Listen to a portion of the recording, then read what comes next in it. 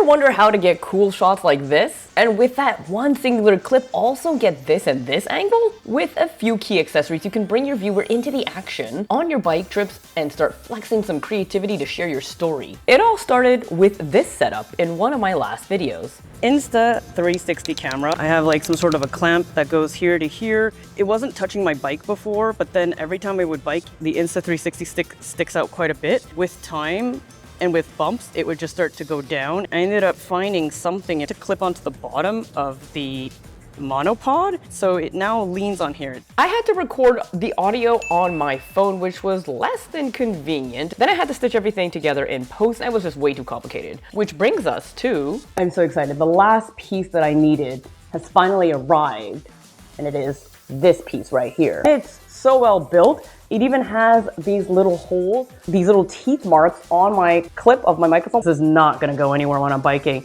And then it comes with a little cable, which at first I was like, why would I need a cable? The one that comes with my camera, it's springy, it can extend. But in this type of context, I really just need a tiny little cable to go from the audio adapter to my microphone receiver. While I was waiting for this extra little metal piece, just use this, and I didn't tie it down or anything. And in my clips that I shot with that, you can in fact see it bouncing around. So you might be thinking the audio is not very good. You are correct. There are reasons for that, and there are easy fixes. I actually just made some adjustments, and you may have to play around with your setup to see what works. First off, this is an Insta360 X3. This is one of their older models, and I noticed that even though in the settings, there is a way to change the onboard camera gain and increase the volume with an external microphone, I had done a test and I realized that it actually made zero difference. Then I went on the internet and found that other people reported having issues with that across various firmwares, and I think they just never updated it. I looked very quickly.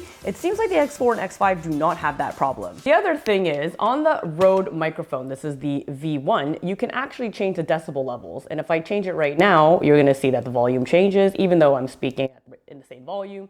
This is at the lowest decibel, and then the second, the third.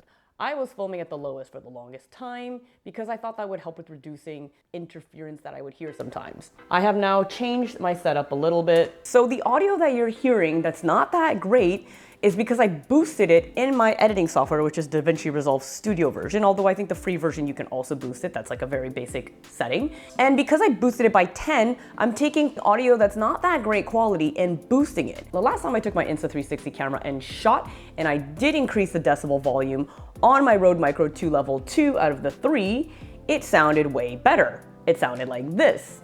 Making my way downtown, walking fast. Something, something, something. Compared to, this is recording at the lowest decibel level. This is if we go to the second decibel level. Oh, and this is at the third level. This is recording at the lowest decibel level. Also, something to keep in mind is that when I am recording on my bike, I have played around with also where I place the microphone with my Lavalier. The newest placement that I have that I found works quite well is not on my chest like it is here when I do my talking heads in my, I was gonna say home studio. It's not a studio. My home. When I'm on my bike, especially with my more aggressive lean forward, it worked best when I had it on my helmet, so that it's really close to my mouth. It's going to depend on all of your equipment. I would say that you would want to have a good level off of your microphone right off the bat and not want to do it post-processing, because then the audio quality is not gonna be as good. Test everything beforehand, play around with the various settings, note what settings work. Definitely keep the little fluff piece on. Whether you're using the transmitter directly, this one actually comes with a little fluff thing, but I found that this would be way too big to ever use, so I like to use this now. Oh, I might have been talking too far from the microphone. But you want to keep this on because that is really going to help with wind. Surprised how much of a difference this made. Even when I'm biking, you don't really hear the wind. And some of those rides I know were quite windy. Back to the video. You definitely need all of the parts that I'm going to talk about to have a clean, easy, secure setup. All of the gear is going to be linked in the description. Those are going to be affiliate links, so that if you do end up getting it, please click those links. It does help to support the channel so I can continue making free content like this. I had another setup for my other video, but the moment I made that video, I wanted to be able to create something that was repeatable for other people because I had a do-it-yourself piece. I bought this other piece. The first thing you're gonna need is a Insta 360 camera or another 360 camera. The monopod, this is an extendable one. 2 different clamps. This is a double-sided clamp, and then there's another clamp with a thread. You will need this to get that front shot. On the recording side, you will need a mic adapter. So I will link in the description for the newest camera, Insta360 X5, because I don't think that you'll be able to necessarily find the older camera. Each model, at least I know for the X3, X4, X5, they don't always interchange. So whatever you do end up getting, make sure that the things are compatible. On my Insta360 X3, get the Insta360 mic adapter. It's not that expensive though. There's a USB-C as well as a 3.5mm jack so you can connect different kinds of microphones. You will need a microphone mount. Don't skimp out on this. Before this part came in the mail, taped it onto here, but it was very dodgy. It was like about to come off. It was flapping in the wind. This wire came with the mount. This is a much shorter wire and it's stiffer. When you're using the 360 mode, it has 2 blind spots. It has a blind spot right underneath it, which is why it's called like the invisible stick. And it has a blind spot left and right of it. So when you're filming, you just have to make sure that if you're using 360 mode or if you're using any of the singular lenses, that you're facing the subject. Because if you have something here, it's gonna look super weird. So this is a 360 camera, but if I go to the side, it's probably gonna look very weird.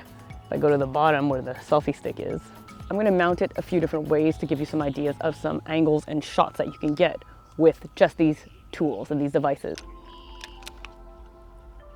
It's good to attach it on the stem. That way when you're moving, the camera moves with you. The single clamp that's attached to the bottom of the stem of the monopod goes on the bottom, and the second clamp will go on the top to secure it.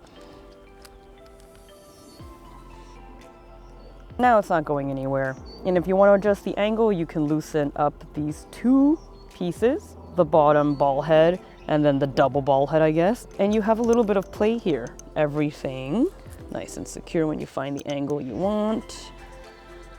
And when you're recording, you can extend it out. From a single 360 file, I can get my selfie shot, my POV shot, top-down shot. I can stack and show a really cool multi-angle video for mobile. I didn't pull the monopod out enough or angle it right. This is normally what my selfie shots look like. I tried some more creative setups. I found that this particular one wasn't ideal because it was getting a little bit close to getting in the way. Use the second clamp to stabilize the camera. It does give a pretty cool behind me shot. If I wanted to keep it real simple and compact without the monopod, I could use the single threaded clamp on its own onto the handlebar directly. We get a very intense shot up of my face. It's a good thing my nose is quite clean here because that would have been pretty awkward otherwise. Though it's a great minimal setup to get clean front shots. And as it's a 360 cam, you can always get other things like side shot.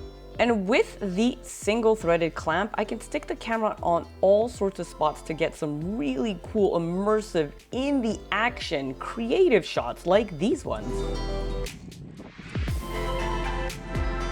If you want to get another kind of angle, this is sort of a bonus shot. You can get a chest strap. Pretty much a GoPro chest strap will work. You're gonna need this thread one that will go at the bottom of your 360 camera. And then that's when you would use a single lens because you're only gonna get the front shot. And that way you can get your arms and you can get a little bit of what's in front of you and it could be an interesting view. And go down and bring it up.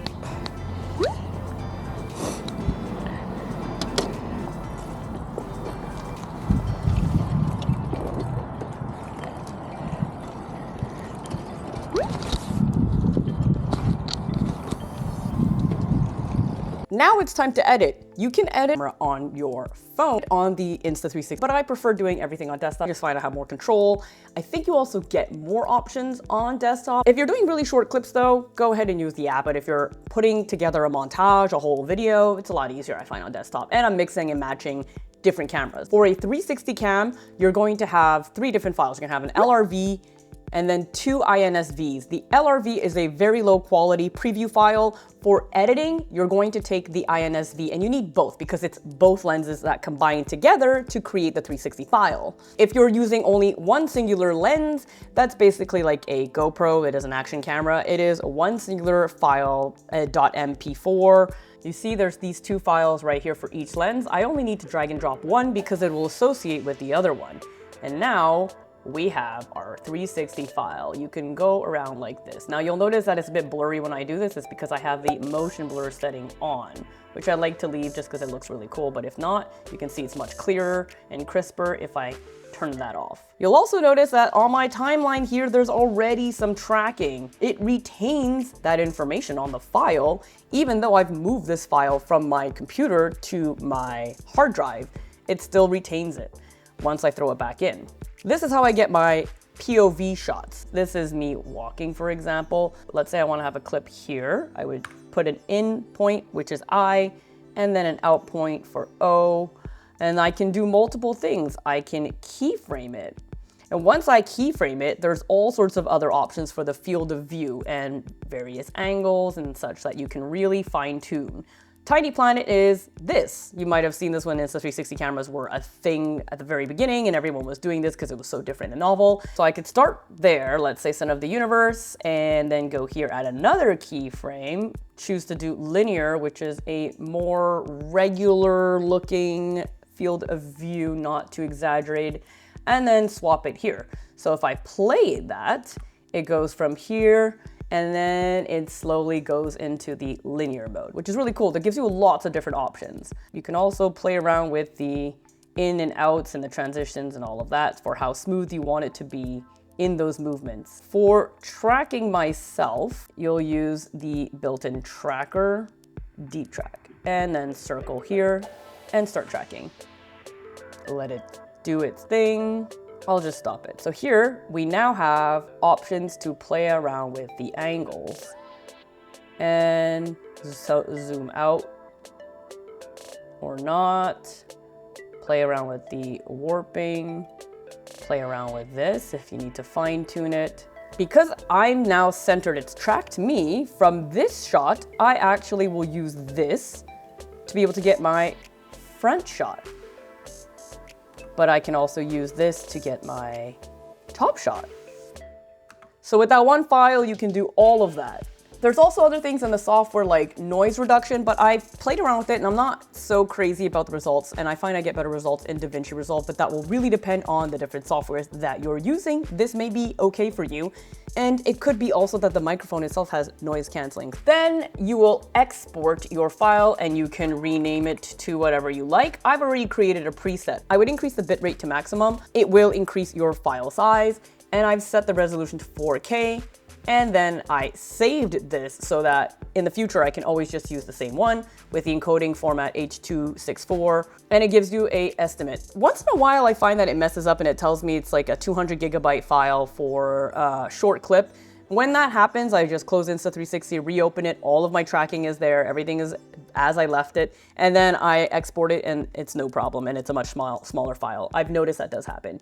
You can add to queue and just add a bunch to the queue and then export. Once you have that file, it's a regular file that you can drag and drop into the timeline in your editing software. A few things to note and to consider: the resolution that you're shooting at, if you're using a 360 file, will not output at that. It will likely be less. My camera, as it's an older model, can only go up to 5.7K. Initially, in some of my previous videos, I was shooting at 4K. That's 4K on a 360 file. I don't think it's as clear as saying it's 2K per lens. It really depends also on how much you crop in, how much you're framing things, all of the different things that you're doing in the 360 file to eventually have an outputted clip that you're gonna use. I noticed that in those videos that I shot at 4K for a 360 file, that there were some artifacts that looked a little bit pixelated. So then I increased the resolution, which of course increases the file size, to 5.7K resolution, and it looked a lot better. So is my final clip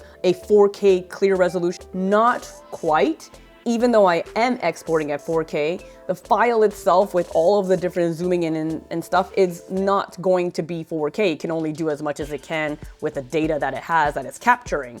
If you have an 8K Insta 360. Know that you can shoot in that and it'll be a way better quality. If you're only using this for social media though, not a problem because vertical mobile social media caps at 1080p and plus it compresses when you upload. I'm shooting for 4K for YouTube. I'm very happy with the results. I'm not doing professional quality like client work or anything, so it's good for that. I hope that helped you. Please give a like, hype, subscribe if you want more tech, cycling, coffee, and the gear that connects them and discovering cool new products alongside moi. Speaking of bike content, if you'd like to see the last video where I turned my vintage road bike into a daily commuter, you can check out that video right here. And if not, this video may be of interest to you, and I'll see you in the next one. Bye.